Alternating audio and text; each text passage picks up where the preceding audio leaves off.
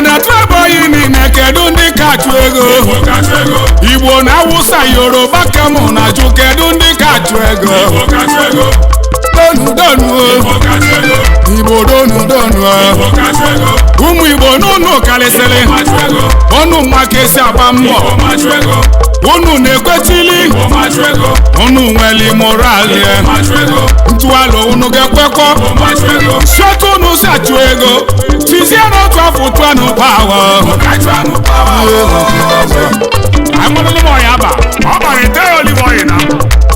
Igbo na-emụ na mụ na-ekwe Prophet Obi nnụnụ Chukwu si na azara si n'obi wefe n'ite ịgba ndị mmozi na ro ekwedị ka na-echeri mgbe na nye apịabago Prophet Obi ịgba nwezudo na aro ekwe ndị mmozi na eti mmiri arabago ekwe nwezudo na eti efugo n'onwenwegwu ya onye amụmegwu na-ezi oziọma karigo ụmụ Igbo be anyị ọbịanụ ka tụalụ okenye na-anọ n'ụlọ mee nwa mmụọ n'ọgbụ ihe onye amụmegwu na-ajụ n'ajụjụ were gaba ụmụ Naijiria na traboyi niile kedu ndị kachu ego Igbo na Hausa Yoruba kamo na jụ kedu ndị kachu ego asị ndonu unu na-emesibi ike unu maka esi agba mbọ unu na-ekwechiri senu unu nwere moral ntụalụ unu ga-ekwekọ sotu unu si achụ ego nwere unu otu afọ tụanụ pawa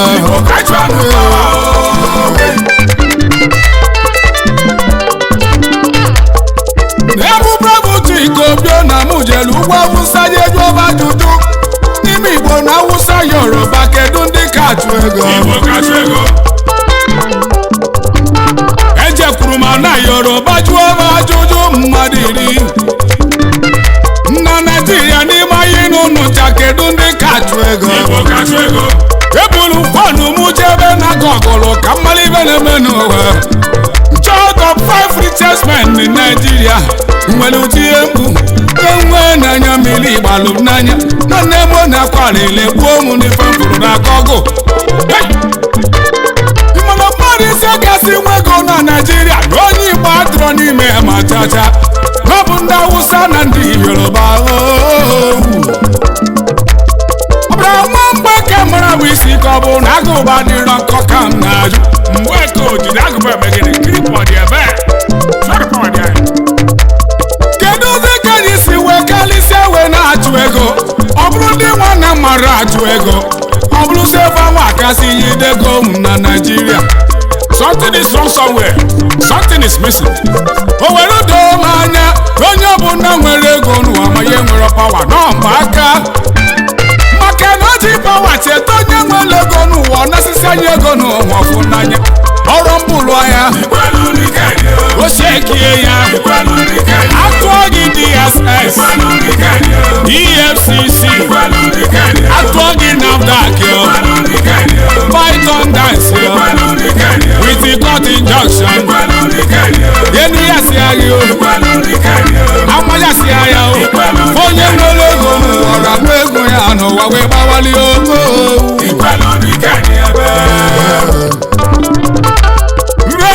ụmụnne m ndị Igbo chelu na onye amụmegwu na-esi ajụ oziọma bịa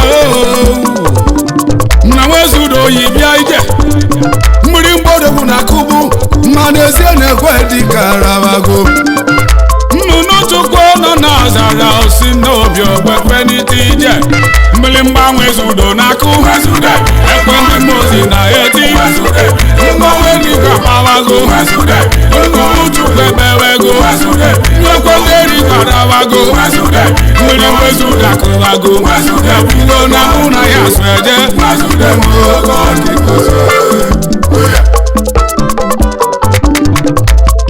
obodo m ndị Igbo ga-edozie ntị ka mụ bịanụ na mbakọrọnụ na ntị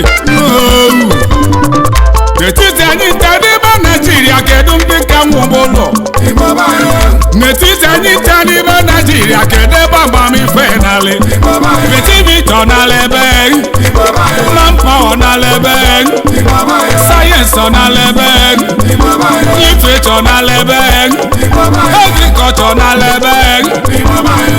Ọkwa ndị aka na-akpụzụ na-akpụ egbe ma na-akpụ mbọ ofu. Mineral resources odile n'ime Nigeria na ndị Igbo kọjelu obiri. Nnezeri ibe dị na anyị nwesịrị were alụ ụmụaka bawa afa na-eme anyị ife. Ozikwa onye rigota kwatue ya, onye kwụrụ ọtọ ebutue ya. Ọ bụrụ sọfa bụ eze ga-akwụ ọtọ. Mana ọ bụ na si o megoro ibe ji pawa na-eme anyị n'udo nọ na-achụ ego. Ego mogiri dịka ụnụ na-achụ ibe a. Igbo sọpụrụ ọgwụ n'ụlọ ọzọ. Ka anyị tetazie n'ụlọ ụmụaka Igbo ka anyị chụọ anụ pawa. N'ọrụ ka ọ na-eru Igbo ka chụọ anụ pawa.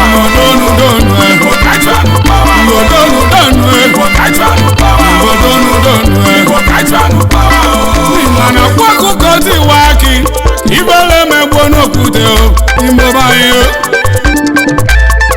maọbụdo ọgwụ kemela anyị ba ụmụaka Igbo ka njọ.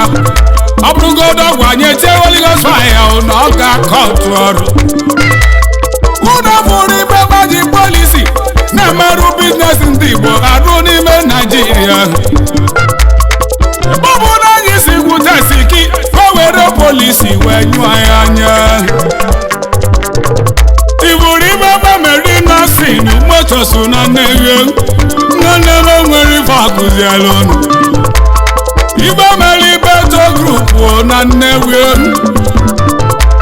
ibe bamelu Ifeanyị Ụba na o nwere ife akụzielu ọnụ.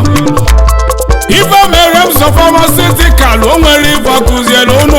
Ndị Igbo gbakọ n'ọfụma mmanụ welu na-akọ akọnuche welu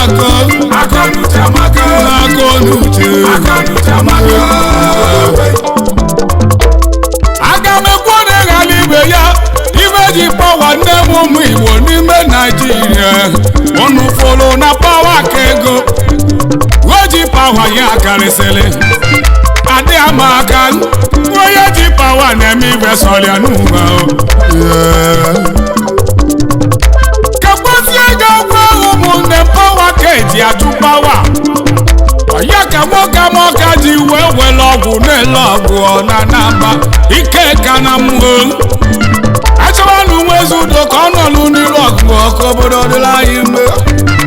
Ejiri ọkwa votu abụọ Eliza mgba ọkụ na adụgo nwezi udo na ndụ n'iru ọgụ anyị achụbanụ na-egbudu ya enụlịa.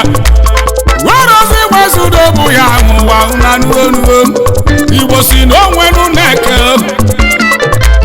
nnụnụ Chukwu si na ọzara si n'obi gwefenitija nyamumegwu na-eshie Chegwu nwa prọfesọ mụnne oziọma ka mụ zere ụnụ n'Igbo nna n'onume. Ntị amala amala eji ya n'ihe owu maka Igbo. Ntị ga n'ibe n'ụlọ rọkopu ata ụnụ na n'onume. Igbo donu donu